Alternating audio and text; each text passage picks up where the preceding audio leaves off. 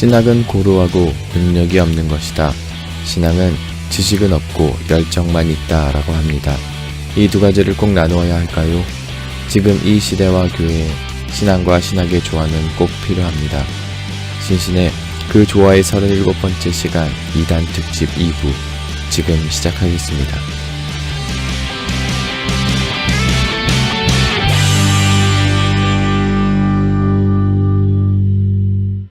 예, 교수님 또 신신 한번 시작해 보도록 하겠습니다. 안녕하십니까, 현도사입니다. 네, 만나서 반갑습니다. 만나서 반갑습니다. 예, 교수님 지금 저희 2단 특집 계속 하고 있는데 저번 시간에는 이제 일제 시대 때 유명했었던 어떤 그런 교주라 그래야 되나요? 아니면 2단 어떤 뭐 교주인 사람도 있고 이제 개인인 사람도 있는데 예. 교주라고 할 수 있죠. 교주라고 할 수 있나요? 어느 정도 공동체가 있었으니까. 네, 그분들의 좀 이야기도 한번 들어봤는데 오늘은 좀 이 질문으로 한번 좀 시작해 보고 싶습니다. 2단은 어떻게 만들어지는 건가요? 2단이 어떻게 생기는가? 네, 2단은 그렇죠? 어떻게 생기는 건가요? 정답은 이거예요. 2단은 교회에서 생겨요.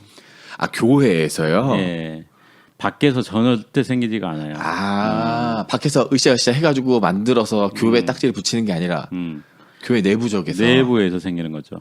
그러니까 이제 우리가 2단을 정의할 때 네. 뭐냐면 다른 종교를 2단이라고 절대 하지 않아요. 그건 타종교일 뿐이에요. 그렇죠. 네, 그럼 2단은 뭐냐? 어떤 신앙을 공통점을 공유하는 거죠. 만약에 어떤 우리가 이제 2단시 했던 것이 네. 만약에 우리 기독교 아니다. 음. 우리는 기독교는 아무 상관없다. 이렇게 선언하잖아요. 네. 그럼 2단을 보기가 어려워요. 그런데 우리가 왜 2단 시비가 계속 되냐면은 이분들이 기독교인임을 자처하기 때문에 그러는 거예요. 아, 예를 들면 이제 통일교. 네. 그분들이 예를 들면 우리는 기독교랑 아무 관계 없다. 우리는 새로운 종교다. 이렇게 해버리면 이제 2단 시비에서 벗어날 가능성이 높죠. 이 유대교하고 네. 기독교가 옛날에 초기 2단 시비가 있었잖아요. 그렇죠. 근데 이제 기독교가 독립해 버렸잖아요. 맞아요. 그러니까 이제 타종교 서로 돼버린 거죠. 그렇죠. 지금은 아예 타종교잖아요. 그런 식이죠. 근데 이제 하나님의 교회라든가 몰몬, 네. 몰몬이 왜 2단이 되느냐? 자기들이 가장 참 교회라는 거죠. 그런 주장들을 하니까 이제 문제가 생기는 거예요. 그렇네요. 예. 그런데 이제 여기서 그게 이제 그래서 타종교에 대해서 2단 시비를 하지 않는다. 그다음에 같은 종교적 메시지를 공유할 때 하는데 다른 주장이 나올 때 이제 2단 시가 되는 거라고 말씀드렸죠. 그 얘기는 뭐냐면은 2단들은요 교회 안에서 생긴다는 거죠. 그러니까 소위 얘기했던 신천지, 네. 그 다음에 박태선, 문선명 다 교회를 다닌 분들인 거죠. 아, 그래서 옛날에 그거 되게 궁금했었어요. 뭐 통일교회 교주였었던 문선명은 처음에 굉장히 신실한 장로였어요. 장로요. 예, 그 얘기가 있었어요. 그래서 아, 진짠가 했는데 아, 그럼 진짜였나요? 진짜로? 진짜죠. 그러니까 2단은 밖에서 나오질 않아요. 무조건 이제 그 교회 안에서 2단이 생기는 겁니다. 그거를 수밖에 없는 게 왜 그러냐면은 2단들은 아 내가 이번에 이런 새로운 교리를 만들어 가지고 교회를 한번 혼내야겠다. 아니면 교회를 한번 아작내야겠다. 이렇게 생각하지 않는다는 거죠. 그럼 어떤 생각을 하느냐? 아 내가 드디어 2000년 역사 속에서 발견하지 못했던 진리를 발견했어. 내가 발견한 진리가 더 설득력이 있어. 이걸로 빨리 사람들을 변화시켜야 돼. 엄청난 사명감을 느끼는 거예요. 그럼 외부에서 나타날 수가 없네요. 수가 없죠. 네. 이런 경우는 있겠죠. 만약에 통일교 분파가 있었는데 그 분파에서 새로운 2단이 발생한다. 이런 경우는 있을 수 있겠지만 원초적으로 교회가 2단의 발생지죠. 이슬람교에서 기독교 2단이 어떻게 나오겠어요? 그렇죠. 그럼 나올 수가 없고. 그다음에 일반 사회에서 뭐 나오기도 힘들고 무조건 교회에서 나온다고 보는 게 맞고 그리고 2단들은 처음부터 뭐 교회를 무너뜨려야 되겠다. 네. 아니면 새로운 교리를 주장해 가지고 한번 한탕 해먹어야겠다. 이런 사람은 2단이라고 보기 어려워요. 사기꾼이지. 그렇구나요. 예, 2단은 뭐냐면은 자기 주장에 대한 확신이 있고 그 확신이 교회를 더 이롭게 한다고 보는 거예요. 아, 이게 참 신천지 같은 사람들이 왜 저렇게 열심히 했어요? 자기 확신이 있는 겁니다. 거기가 이제 참 진리. 거기가 여기 안에 있는 게 진리라고 믿으니까요. 그렇죠. 그게 더 옳다고 믿는 거죠. 그런데 우리가 왜 그거를 이제 이단으로 얘기를 하냐면은 신학적으로 보면은요. 그런 주장들이 오히려 기독교 전통과 교리 파괴하는 거예요. 그러니까 뭐냐면 이단들은 자기 주장이 더 맞다고 생각하는데 네. 어느 조합에선가 기독교의 신앙적 균형을 깨버리는 거죠. 그런 주장들이.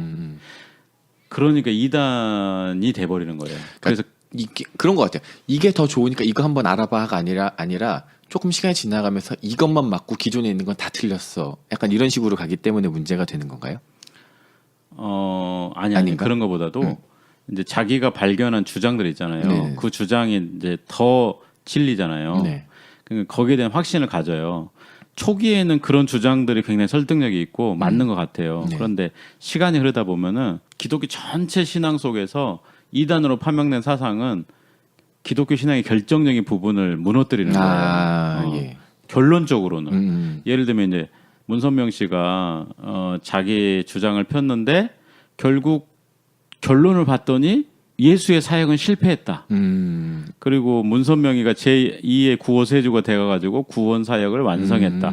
그러면서 예수님의 어떤 유일성을 파괴해버리는 거죠. 가장 근본적이고 핵심적인 내용을 파괴하는 거네요. 그렇죠. 근데 문선명은 이제 자기 체험과 어떤 신학적 확신으로 예수님 사역을 완성한다고 생각하겠죠. 그렇겠죠. 본인 그런 확신, 그렇죠. 엄청난 확신. 보통은 그래요. 그러니까 사기꾼으로 출발하는 사람은 그거는 이단이라고 보더라는 사입에 가깝고 네. 진짜 이단은 좀 교리에 대한 진정성이 있죠. 그런데 그 진정성이 교회를 파괴하는 거예요. 그러니까 이단이 재밌는 거죠. 그래서 이제 우리나라에서 네. 소위 한국산 이단의 원조는 아니지만 네. 그래 세계 수출할 만한 내놓을 만한 이단들. 네, 얼마나 그 첫 번째는 아무래도 통일교겠죠. 네, 통일교인데 이제 돌아가셨잖아요. 네. 문선명 씨가 교주였는데 이것도 이제 제가 지난 팟캐스트 때 얘기했던 그런 김송도 네. 인간의 몸을 입고 한반도에서 태어난다. 네. 구세주가 그런 영향을 받았다고 보여져요. 그러니까는 지금 문선명이가 그런 거죠. 신비한 게 필요가 없는 거예요. 그 인간의 몸으로 그냥 오면 되고 한반도에서 태어나면 되고 네, 그런 거죠. 근데 그래서 이 문선명이는 그 예수님이 십자가에 달려서 죽었잖아요. 네. 그래서 이 땅에서 하나님께서 원하시는 하나님 나라를 건국하고 네. 결혼해서 애도 낳고 그래서 하나님 원하시는 가정도 이루어 가지고 어떤 육적인 구원까지 이루어야 되는데 네. 예수님이 네. 십자가에 갑자기 돌아가시면서 육적인 구원을 이루지 못했다고 보는 거예요. 영적인 구원만 완성했다. 그럼 육적인 구원은 누가 완성해야 되느냐?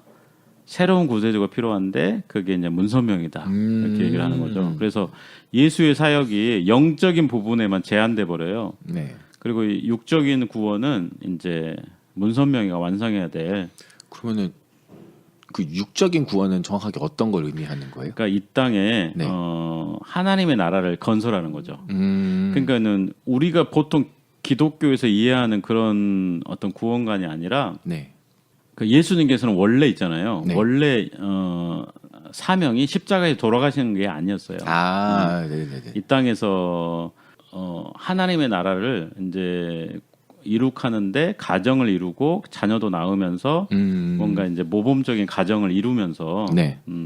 그런 사역을 했어야 됐었던 거죠. 근데 십자가에 이제 돌아가심으로 말미암아 육적인 건 이루지 못했으니까 이제 그러니까 이쪽에 따르면 그냥 반만 그렇죠. 성취됐다. 그러니까 나머지 그렇죠. 반은 그거를 성취할 누군가가 이제 다시 태어난다. 그렇죠. 그러니까 통일교에서 이제 그 국제 결혼식을 하잖아요. 네.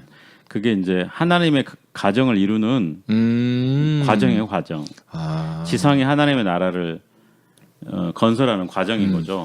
그러니까 아담과 하와가 먼저 영적으로 성숙해서 무지한 자녀들을 생산하고 지상에 하나님의 나라를 건설해 했는데 네. 예수님께서 십자가에 갑자기 돌아가시면서 이런 경륜이 어긋나 버린 거예요. 그래서 문선명이 이제 그 나머지 사역을 감당을 해야 되는 거죠.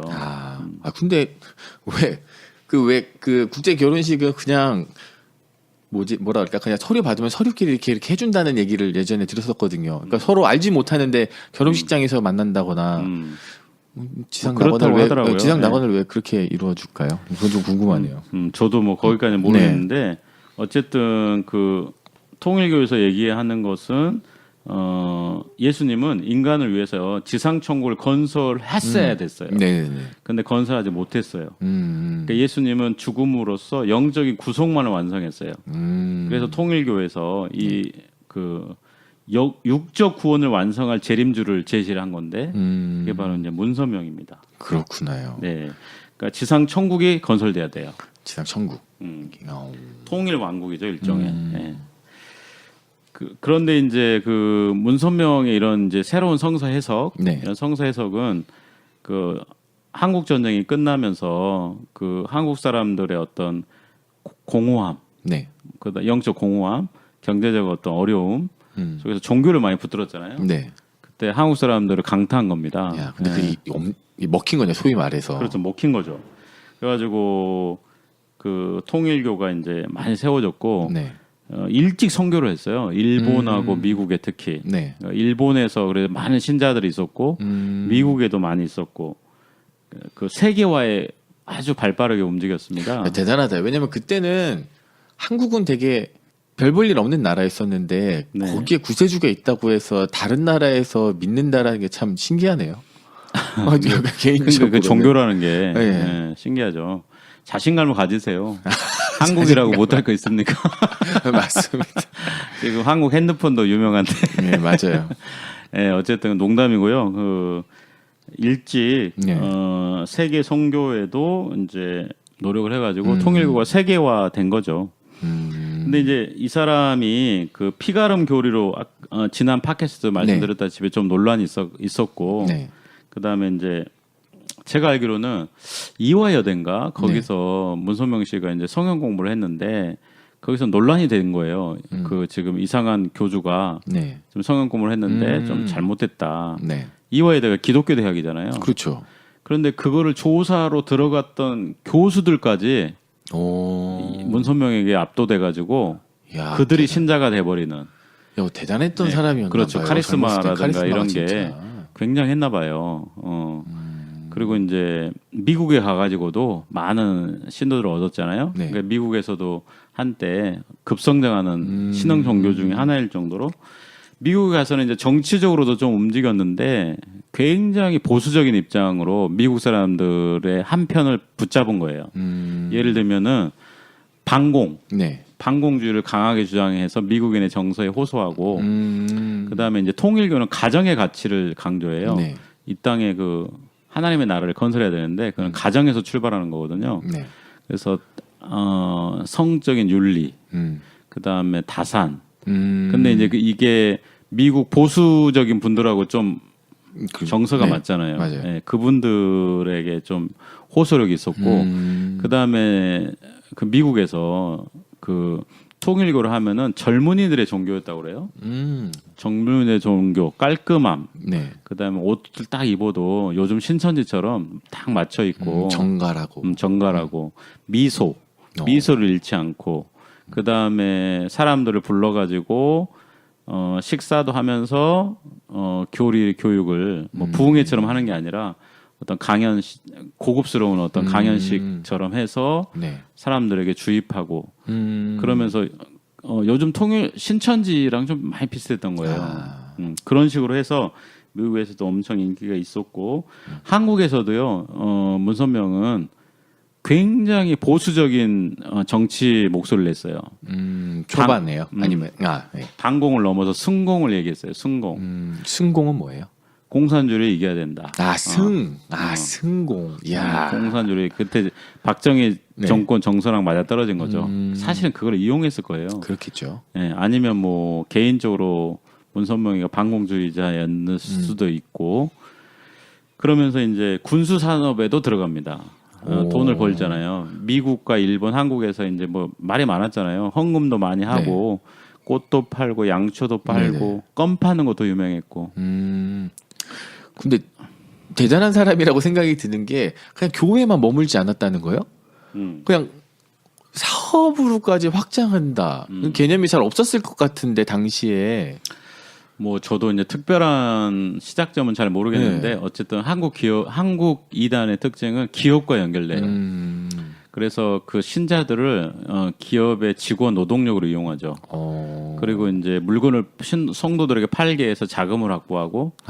그래서 저기 한때 전도관이나 지금 네. 신천지나 뭐 보면은 엄청난 그 경제력을 갖고 있잖아요. 그렇죠. 특히 통일교 하면은 엄청난 경제력과 어떤 기업, 이루 말할 수 네. 없는 그런 많은 기업들. 네, 맞아요. 그다음에 뭐 스키장 같은 것도 있고 위락 시설도 있고 공원도 갖고 있고 또 음료수 회사도 갖고 있고. 또 그런 개념 그런 얘기도 많이 들었었던 것 같은데요. 저 제품이 이단에서 만드는 제품이긴 한데 품질은 좋아. 막 이런 얘기가 항상 있었었거든요. 그렇죠. 왜냐하면 성실하게 네. 일하니까 물건이 좋은 거죠. 그러니까 또 품질이 좋으니까 사람들은 그냥 또 사용하게 되고 그렇죠. 사용하게 그러면서 되고. 기업은 성장하게 되고. 맞습니다. 네. 네. 근데 이제 이 통일교가 상당히 재밌는 부분이 이제 우리 전 세계 정세가 화해 모드로 가요. 냉전이 깨지고 네. 소련이 해체되면서 중국이 막 개방되고. 그렇죠. 네, 개방됐다는 얘기는 이제 이미 개방됐지만 우리나라하고도 교류를 하고 막 그렇죠. 그런 이제 그런 게 일어나니까 이 사람이 반공 운동에서 갑자기 통일 운동가가 돼요. 아니 어떤 사진에 보니까 김일성을 만나가지고 이렇게 하는 사진도 있더라고요. 그러니까 70년대, 80년대 때는 반공, 승공 운동을 했던 사람이 이제 91년도 이렇게 화해 모드, 세계가 이제 냉전이 해체되는 분위기가 되니까 급속도로 이제 그 변신을 해가지고 고르바초프도 만나고, 야, 체제 전환이 그 다음에 김일성도 만나고, 네. 예, 그러면서 일명 통일 운동가가 되는. 그래서 그 북한이 원래 정주에서 태어났어요. 네. 이 문선명이 정주, 네. 평안도 정주에서 태어나서 그 평안도 정주에는 그 통일교 정주 평화공원이 있어요. 그다음에 북한 가가지고 이제 김일성하고 가깝게 지내려면 투자를 했을 거 아니에요. 그렇죠. 기업에 네. 기업 활동으로. 그래서 뭐 평화자동차라든가 보통강 호텔 이런 거 기업 활동도 하고. 네. 그러니까 나름의 이제 북한의 지분을 갖고 있는 겁니다. 그다음에 김일성이 94년에 죽었잖아요. 네. 그때 이제 정부에서는 뭐 조문을 파견하냐 마냐 정치적으로 엄청 혼란한데 네. 통일교는 이제 정식으로 파견한 거예요. 그래서 죽음의 정치가 굉장히 그 중요하거든요. 네. 장례식 정치, 네. 화해를 만들고 소통할 수 있는 중요한 공간이에요. 네. 그러니까는 화해하고 싶어. 누가 돌아가셨어. 그때만큼 그 정치하기 좋은 그렇죠. 기회가 네. 없잖아요. 맞아요. 근데 그 어쨌든 이거는 뭐 다른 얘기지만 우리나라는 그걸 못했어요. 정치 싸움 하느라고 보내냐 마냐 막 이러면서 북한에 조문단을 못 보냈죠.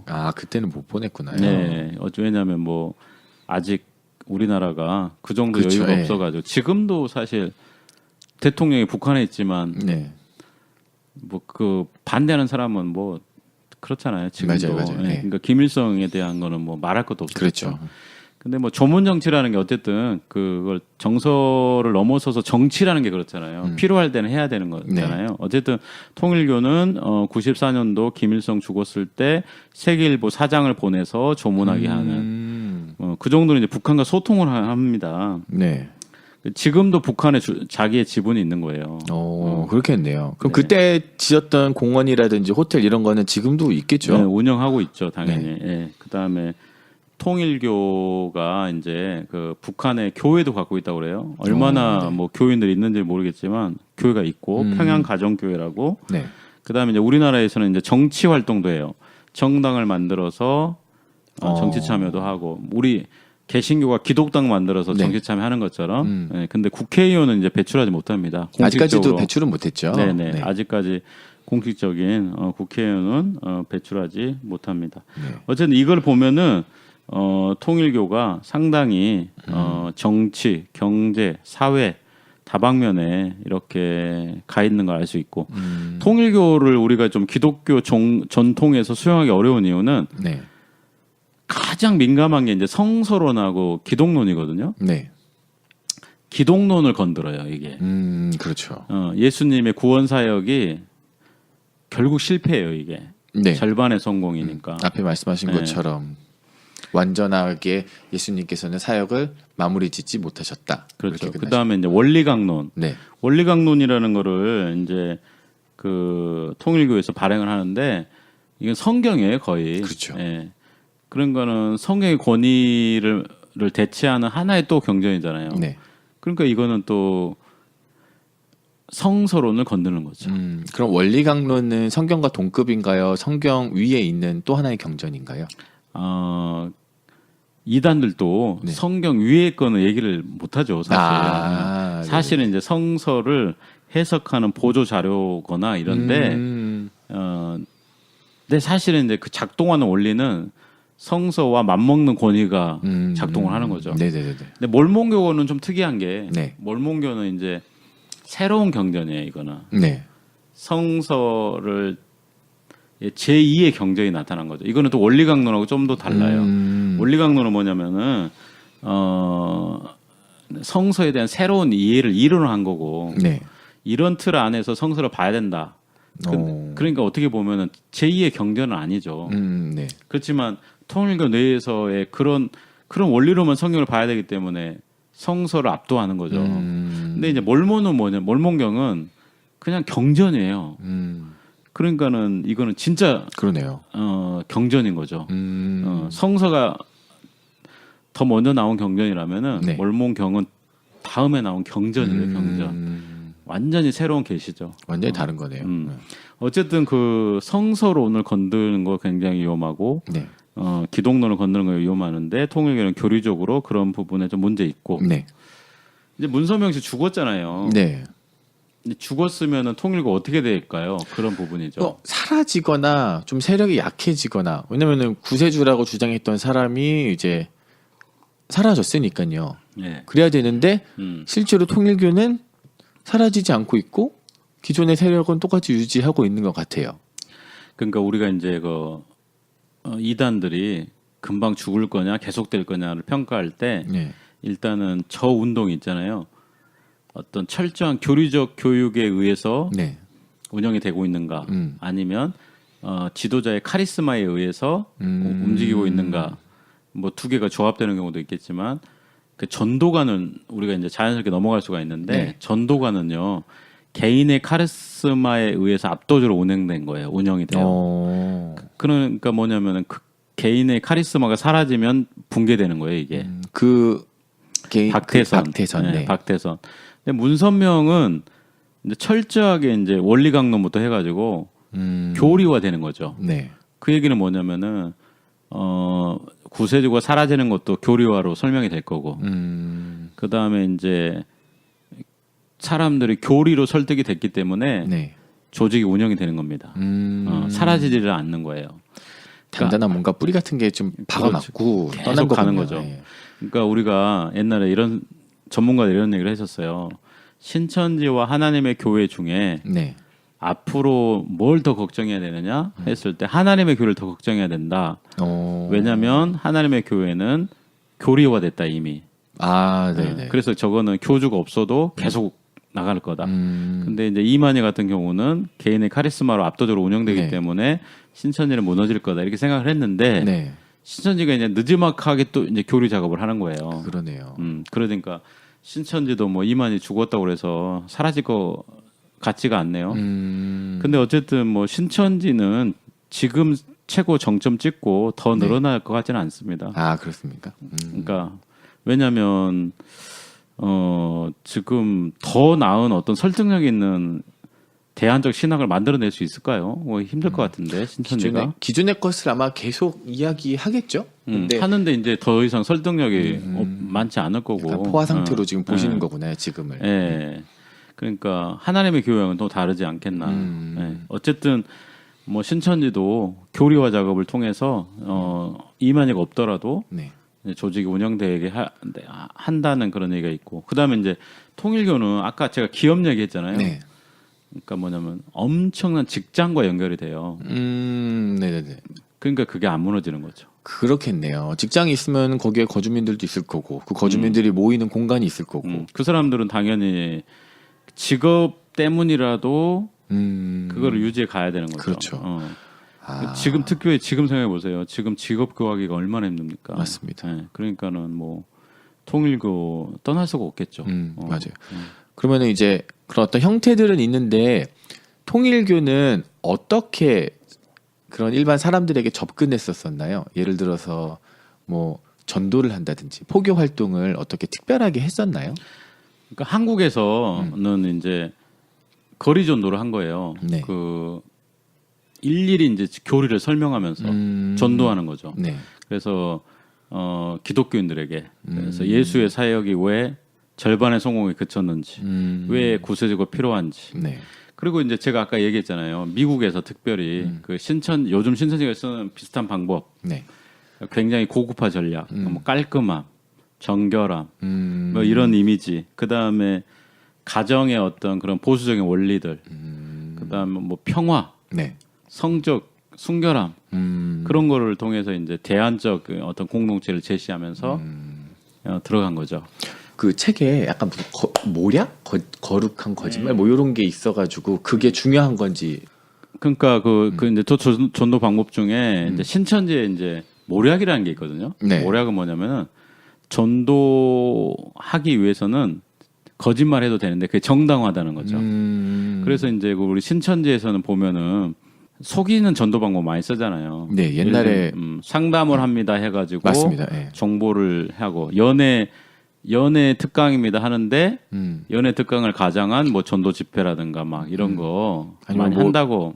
미리 좀 사생활 같은 걸 어떻게 좀 알아서 그거를 좀 잘 꾸며서 접근하는 방법도 있었고. 네, 제가 들은 것 중에 하나 이런 거 있어요. 그 어느 날 이제 신천지 신자가 네.